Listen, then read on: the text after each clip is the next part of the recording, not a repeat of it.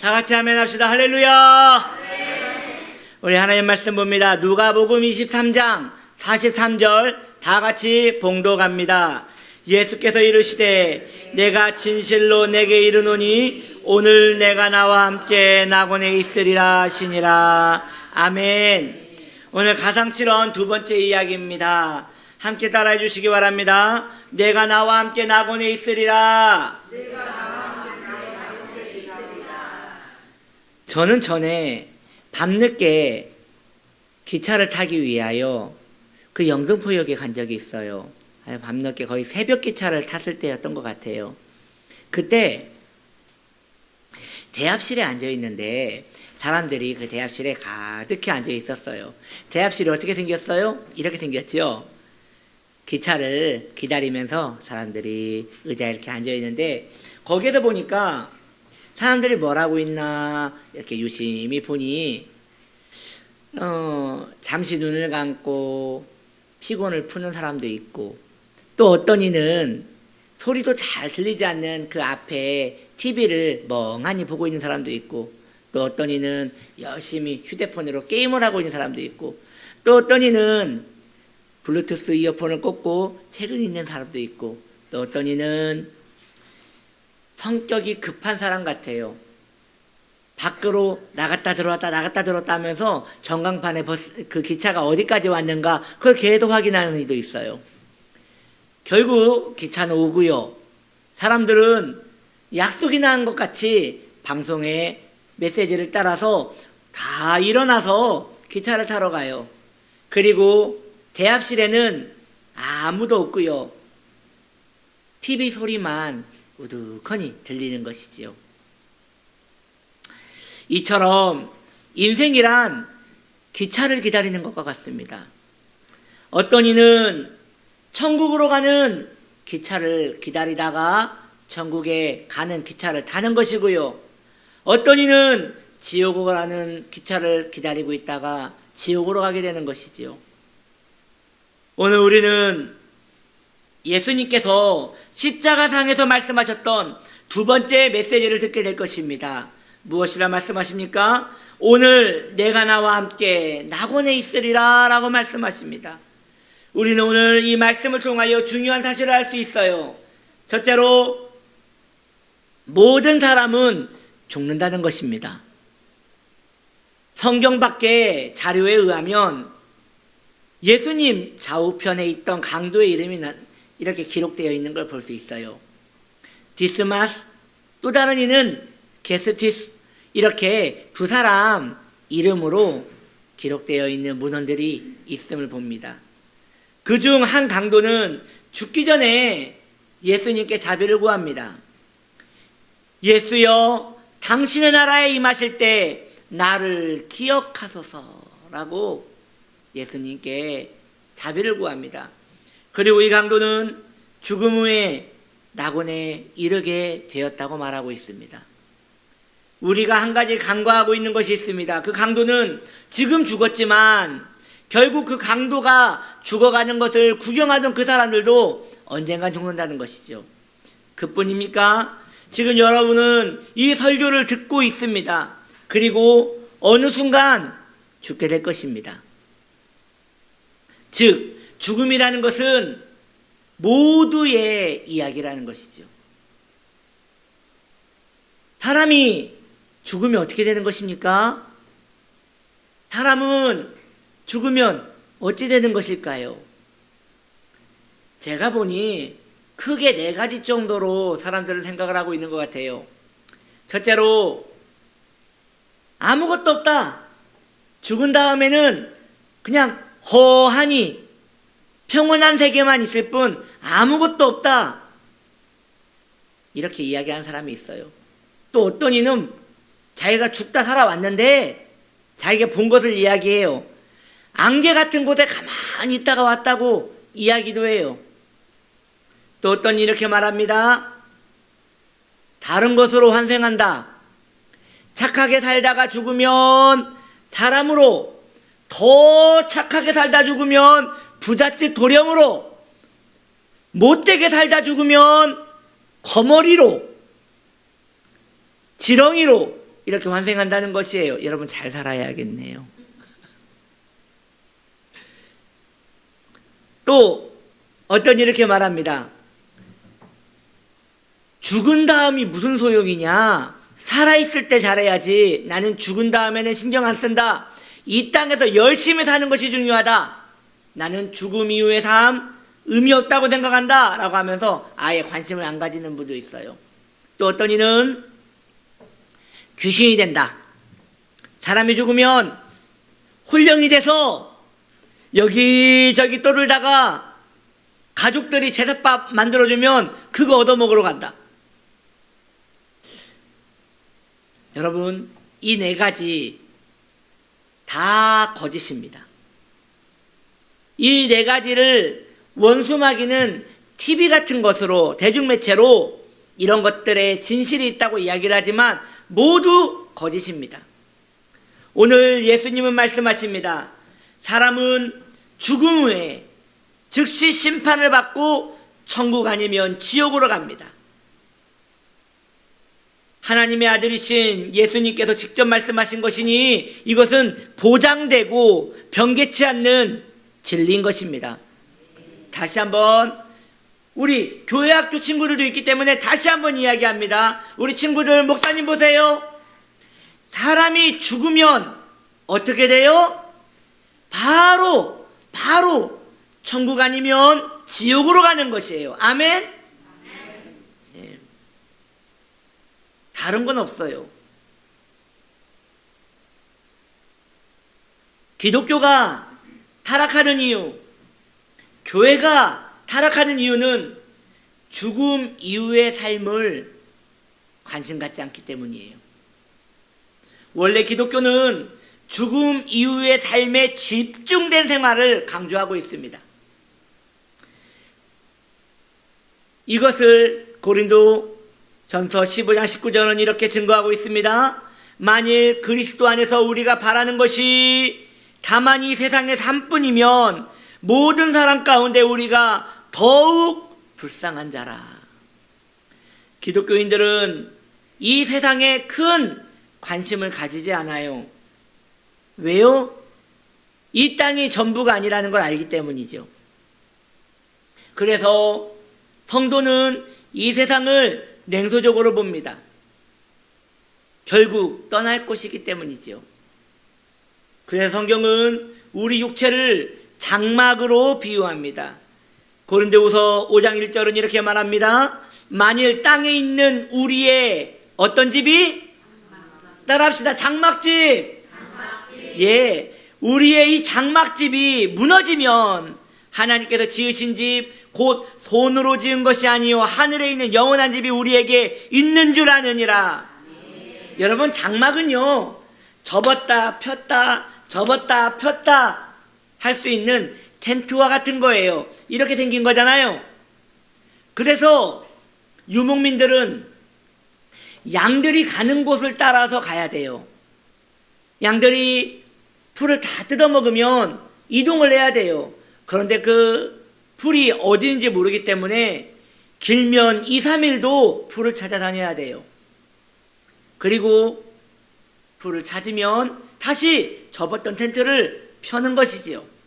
이처럼 텐트의 장막의 유용한 목적은 언제라도 접었다 폈다 이동할 수 있다는 것이지요.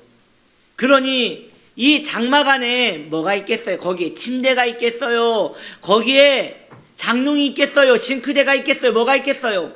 그런 게 있으면 이동을 못해요.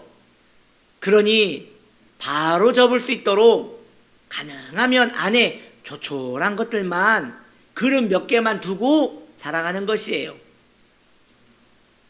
성도는 장막에 살고 있는 것 같이 살아야 합니다. 언제라도 떠날 준비를 하며 살아야 하는 것이에요. 오늘날 우리의 삶을 좀 봅시다. 여러분, 어떻게 살고 계십니까? 어쩌면 우리는 장막에 너무 많은 것을 쟁여놓고 살고 있지 않습니까? 그래서 장막을 쉽게 정리하지 못하는 것이에요. 온통 마음에 내가 가야 할 본향에 대한 마음은 없고, 이 세상에서 어떻게 살아가야 할까? 나는 어떻게 삶을 누리며 살아야 할까? 이런 고민밖에 없어요. 사랑하는 성도님들이요, 본향에 대한 마음이 있는 사람만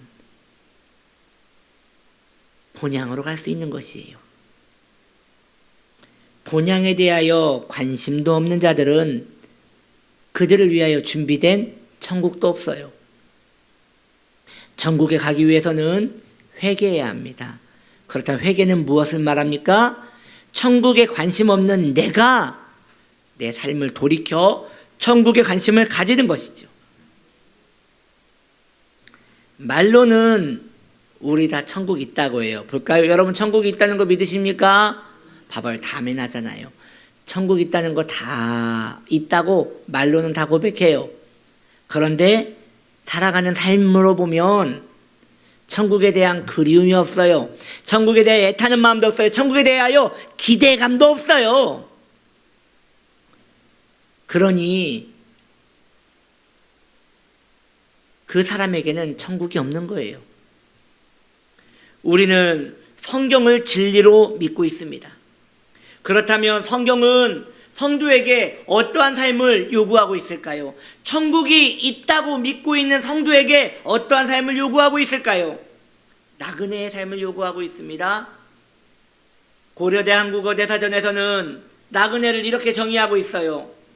자기 고장을 떠나 다른 곳에 임시로 머무르고 있거나 여행 중에 있는 사람이라고 말하고 있습니다.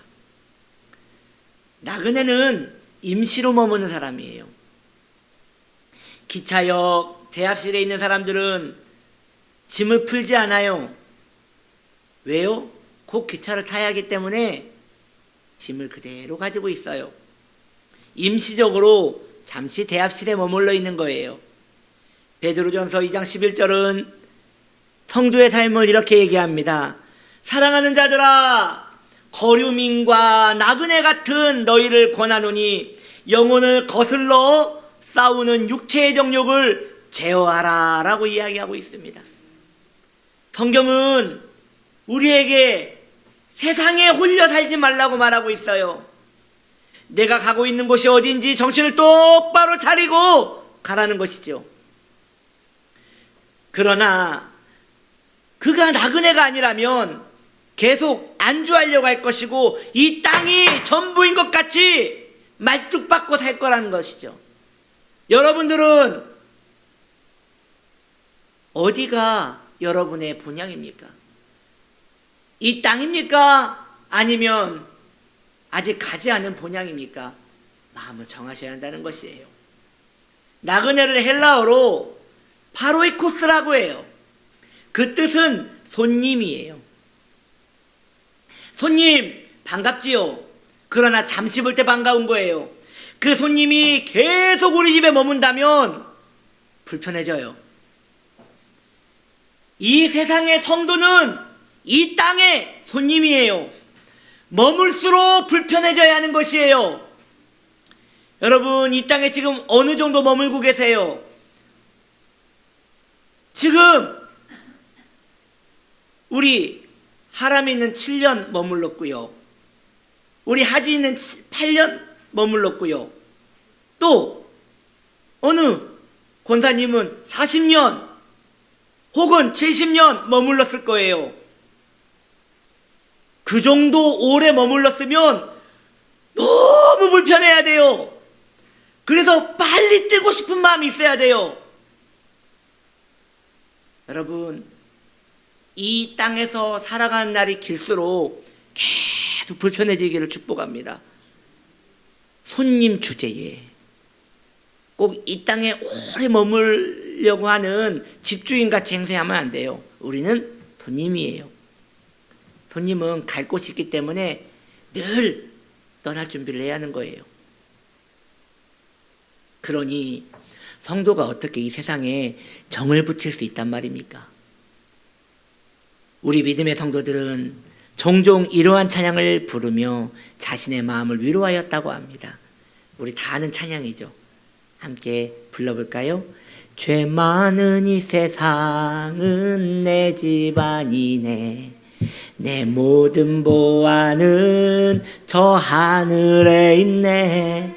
저 천국 문을 열고 나를 부르네. 나는 이 세상에 정들 수 없도다. 정들 수 없어요. 성경은 좀 확장해서요,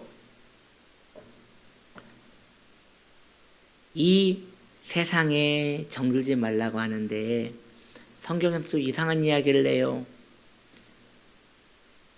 너희의 원수가 집안에 있으리니 라고 해요. 이건 뭐예요?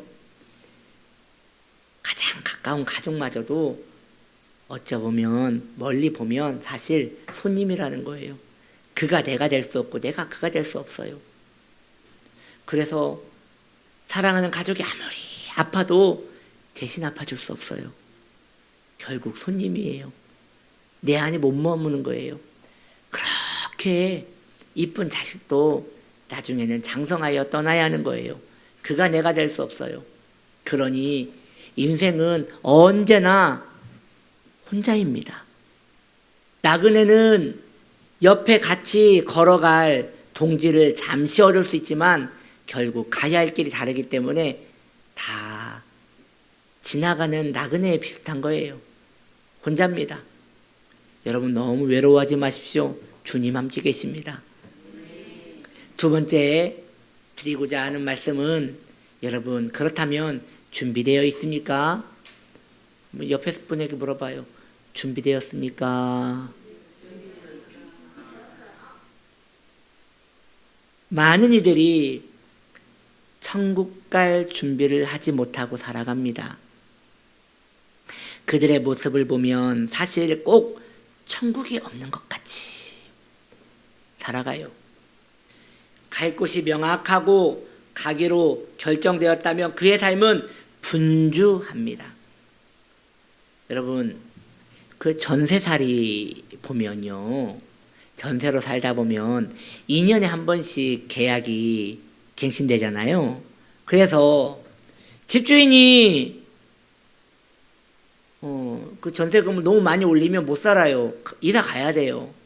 그러면 2년쯤 되면 이사를 가야 하기 때문에 바빠요. 여기저기 집 있나 알아봐야 하고요. 또 가져갈 짐과 버리고 갈 짐을 분류하느라고 바빠요. 삶이 분주해지는 거예요. 이사날이 가까워지면 삶이 분주해지고 바빠지는 것이에요. 자, 그렇다면 여러분들께 묻고 싶어요. 주님이 여러분 언제 부른다고 하시던가요? 몰라요. 오늘 부르실지 내일 부르실지 주님이 우리를 언제 부르실지 몰라요. 그러니 성도는 매일 이사를 준비해야 하는 삶인 거예요. 언제라도 주님이 오늘이 이사날이다 그러면 아멘 하고 바로 털고 일어날 수 있도록 매일 준비를 해야 하는 것이에요. 저는 그런 분 본 적 있어요. 제가 부교육자로 있을 때에 제가 있던 교회에서는 2년에 한 번씩 인사이동이 있었어요. 한 목사님이 본인이 이번에 인사이동 대상이라고 생각을 했기 때문에 기다렸어요. 짐 다 싸놓고 기다렸어요. 그런데 1년 더 있으라는 거예요. 그래서 유임됐어요. 그런데 그분이요, 짐을 안 풀어요. 자기는 가야겠다고 하면서 짐을 안 풀고 그때부터 작정 기도를 하는 거예요. 주님 옮겨주시옵소서. 이곳은 내가 있을 곳이 아닙니다. 1년 후에 다시 인사이동 됐는데 1년 동안 짐을 안 풀었어요. 사랑하는 성도님들이요, 짐 풀지 마세요. 꼭 이러한 마음으로 언제라도 갈 수 있다는 마음으로 항상 마음의 짐을 딱 싸고 주님 부르시면 언제라도 갈 준비를 하기를 바랍니다. 예수는 천국은 예수 믿어야 가는 곳이지요. 예수를 믿는다는 것은 무엇을 말하나요? 예수 믿는다는 것은 내가 예수 믿습니다 라고 해서 가는 게 아니에요. 그런 신앙 고백으로 가는 곳이 아니에요. 예수 믿는 것처럼 살아야 천국 가는 거예요. 즉 예수 믿는 것처럼 살아내야 천국 가는 곳이 신앙생활이에요. 맞나요? 예, 우리 치은나무교회 성도님들은 다 그렇게 알고 있지요. 그게 맞는 거예요. 그냥 앵무새 마냥 예수 믿습니다, 신앙을 시인한다고 천국 가는 거 아니에요. 그렇게 살아내야지 천국 가는 거예요. 여러분들은 그러므로 오늘도 이 설교를 끝나고 여러분들이 살아갈 때 똑같이 여러분이 살던 페이스대로 살 거예요. 즉 어느 정도 어디 갈지가 정해진 삶이라는 것이죠. 왜? 늘 살던 대로 살 거니까요. 여러분의 삶이 천국에 합당하지 못한 삶인 것 같다면 삶을 수정하셔야 합니다. 천국에 갈 준비가 되어 있지 않는 자는 천국에 갈 준비를 할 수 있도록 마음가짐을 새롭게 하면 되는 것이에요. 기독교의 핵심을 십자가라고 합니다. 우리 기독교의 심볼이죠. 십자가는 무엇을 상징합니까? 죽음을 상징하죠. 십자가는 누가 죽었다는 뜻이에요. 죽은 거예요. 즉 기독교의 핵심은 성도의 죽음으로부터 시작합니다. 그래서 성도는 어떻게 살아야 하나로 고민하는 사람이 아니라 어떻게 죽어야 하나로 고민하는 사람입니다. 천국이 있다면 지옥도 있는 것이에요. 천국에 가지 못한 이들이 가는 곳이 지옥이에요. 전혀 그러한 긴장감이 없이 살아가기 때문에 우리는 천국인지 지옥인지 길을 정하지 않고 마음대로 살아가는 것이 아닌가 싶습니다. 자신의 삶의 무게가 어디에 묵직한지 살펴보십시오. 초대교부 어거스틴은 이렇게 말했습니다. 사랑은 무게라고요. 사랑은 보이지 않지만 결국 무게라고요. 그래서 술을 사랑하는 사람은 그의 삶의 무게가 술집에 묵직하게 나 있어요. 틈만 나면 술집 갈 거예요. 그의 삶에서 뭐가 가장 중요한지가 그의 마음과 시간과 생활이 어디로 몰려있는지 보면 알 수 있다는 것이죠. 여러분 한번 잘 찾아보시면요, 휴대폰에 내가 무엇을 많이 하는지 기록된 그 표시가 있어요. 거기에서 보면 이 사람은 핸드폰으로 게임을 많이 했다, 이 사람은 핸드폰으로 책을 많이 읽었다, 이 사람은 핸드폰으로 음악을 많이 들었다. 그렇게 삶의 어느 정도 부분이 휴대폰으로 많이 쓰고 있는지 알려주는 그런 표시가 있거든요. 찾아보면 있어요. 그걸 보면 내 삶이 어디에 많이 치우쳐 있구나를 알 수 있는 것이죠. 똑같아요. 이 세상에서 내 마음이 어디로 많이 치우쳐 있느냐, 내 몸이 많이 와 있는 곳이 그곳에 치우쳐 있는 것이에요. 내 생각이 머물러 있는 것이 거기가 치우쳐 있는 것이에요. 그러니 이 세상을 사랑하고 이 세상만 쫓아가다가 거기에 무게를 묵직하게 두고 살다 보면 이후에 틀림없이 세상의 신인 원수 마귀가 있는 지옥으로 떨어질 거예요. 틀림없어요. 내 마음이, 내 태도가 예수님에게 계속 머물러 있다면 우리 주님 계신 천국으로 가게 될 것이 틀림없어요. 그러니 여러분의 삶의 무게가 지금 어디 쪽으로 기울어져 있는지 한번 점검하셔요. 그것이 우리의 내세에 대한 전망입니다.